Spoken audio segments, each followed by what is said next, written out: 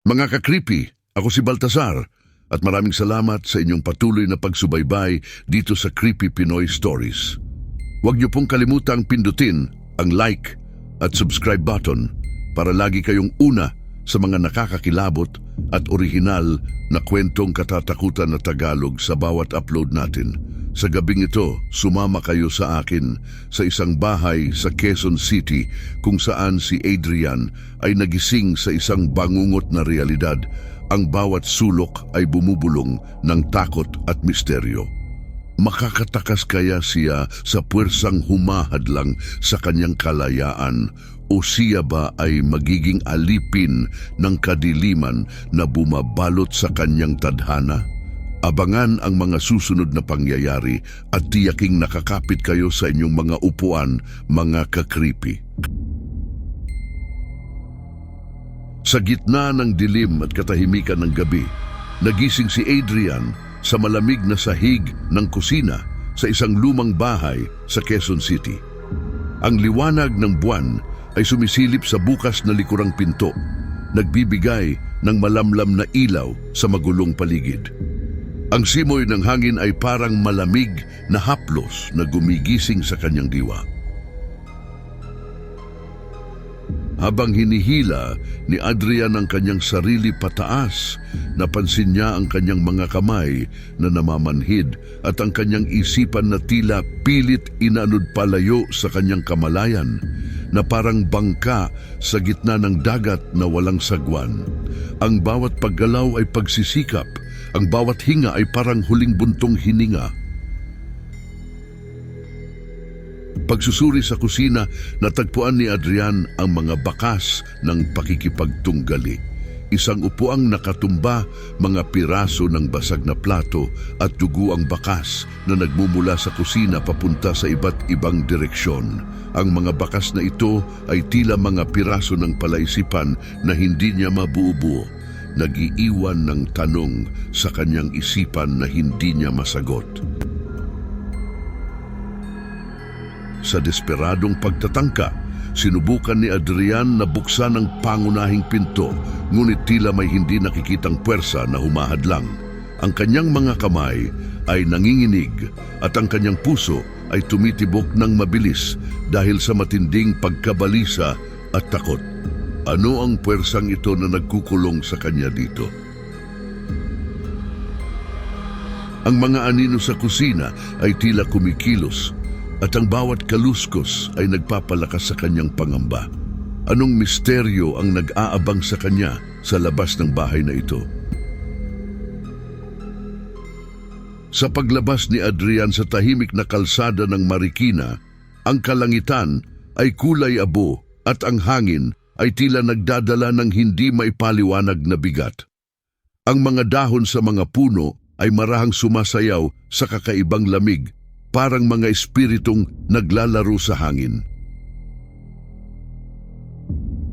Ang kapitbahayan ay tila iniwan sa pagmamadali. Mga pinto ng bahay na nakabukas, mga laruan ng bata na nakakalat sa lansangan, at mga sasakyan na nakaparada ng walang kaayusan. Ang katahimikan ay nakabibingi at ang bawat hakbang ni Adrian ay nagpapalakas ng kanyang pangamba na tila may naganap na kaguluhan na hindi niya maipaliwanag. Sa isang eskinita, isang aso ang biglang umatake kay Adrian at sa hindi maipaliwanag na dahilan, nagawa niyang patayin ito gamit ang kanyang hubad na kamay. Ang dugo ng aso ay dumikit sa kanyang mga kamay at ang kanyang puso ay puno ng matinding pagkabigla at takot sa kanyang sarili. Ano ang nangyayari sa kanya? Bakit niya nagawa ang karumaldumal na akto na ito? Habang pinagmamasdan ni Adrian ang dugo sa kanyang mga kamay, isang malamig na hangin ang dumaan, nagdala ng isang bulong na tila nagmumula sa kawalan. Anong madilim na kapangyarihan ang nagtatago sa mga anino ng Marikina? Anong kababalaghan ang naghihintay sa kanya sa susunod na eskinita? Habang naglalakad sa kahabaan ng Marikina River, nadama ni Adrian ang bigat ng kanyang mga paa na tila bawat hakbang ay lumulubog sa putikang lupa. Sa kanyang paglalakbay, natuklasan niya ang mas marami pang ebidensya ng karahasan. Isang sasakyang bumangga sa poste ng ilaw. Ang mga bahagi nito ay nagkalat sa paligid na parang mga pirasong puzzle na hindi na muling mabubuo. Ang poste ay tila yumuko sa bigat ng pangyayari at ang mga kable ay parang mga ugat na naglalayong muling sumipsip ng buhay. Nakita ni Adrian ang mga larawan ng isang pamilya na nakakalat sa lupa. Ang mga ngiti sa larawan ay nagdudulot ng kontraste sa malungkot na eksena. Ang mga mata ng mga bata sa larawan ay tila nagtatanong, bakit?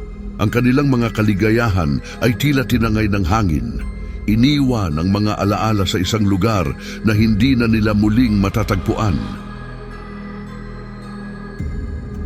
Sa isang madilim na eskinita, ang mga labi ng isang batang babae na nakahandusay sa tabi ng kanyang manika ay nagdulot ng matinding kirot sa puso ni Adrian. Ang manika na may punit na damit at maruming mukha ay tila sumisimbolo sa nawalang inosensya ng batang babae.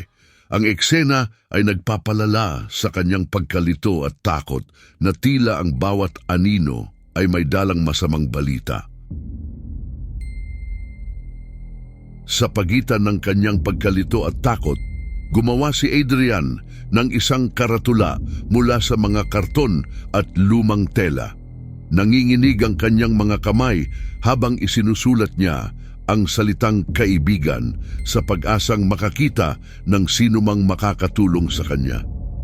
Ang karatulang iyon ay naging simbolo ng kanyang desperadong paghahanap ng koneksyon ng pag-asa sa gitna ng kawalan.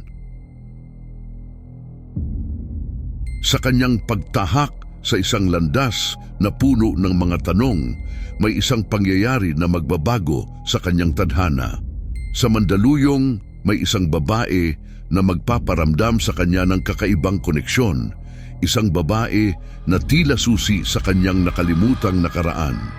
Ang kanyang puso ay nagdudulot ng kakaibang pintig, isang pintig na tila may dalang mensahe mula sa kanyang nakaraan. Ano ang misteryo na bumabalot kay Leila at paano ito magiging daan para sa pagbabago ng takbo ng kanyang buhay? Ang sagot ay naghihintay sa kanya sa isang lugar na puno ng mga patay na saksi at bulong ng nakaraan. Sa ilalim ng mapanlinlang na liwanag ng buwan, si Adrian ay nakatayo. Ang kanyang mga mata ay nakatitig sa kalangitan na tila hinahanap ang mga alaalang unti-unti nang naglalaho, parang mga bituin na nagtatago sa likod ng mga ulap. Ang lamig ng gabi ay bumabalot sa kanyang katawan at bawat hininga ay nagiiwan ng usok sa malamig na hangin. Ang kanyang puso ay nagwawala sa dibdib, ngunit ang isipan ay tila nananatiling nakakulong sa isang malalim na bangungot. Nang magsimula ng magliwanag ang langit, senyales ng pagsikat ng araw, lumabas si Leila mula sa kondominium. Ang kanyang mukha ay puno ng pag-aalala at pag-asa. Nakita siya ni Adrian at dahan-dahang lumapit. Ang karatulang dala-dala ay tila bandila ng kapayapaan. Kaibigan, hindi kalaban. Ang tahimik na bulong ni Adrian, ang kanyang boses ay halos hindi marinig sa umaga na iyon.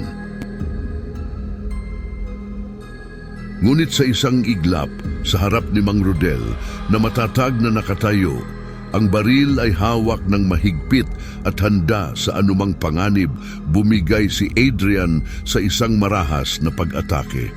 Ang kanyang mga ngipin at kuko ay naging sandata at walang awang pinatay at kinain si Leila. Ang halimaw sa kanyang loob ay nagpakita, ang kanyang tunay na kalikasan ay lumantad sa madilim na liwayway. Sa gitna ng duguang eksena, Taimtim na pinagnilayan ni Adrian ang kanyang mga ginawa. Ang kanyang mukha ay walang bakas ng emosyon at ang kanyang mga mata ay tila nawala na ng liwanag, bintana sa isang kaluluwang wala ng laman. Walang pagsisisi, walang luha, tinanggap ni Adrian ang kanyang bagong pagkatao bilang isang nilalang ng kadiliman. Ang kanyang mga hakbang ay mabigat, bawat isa ay may layunin. Tila ba siya ay isang sugo ng kapahamakan na naglalakbay sa daigdig ng mga buhay.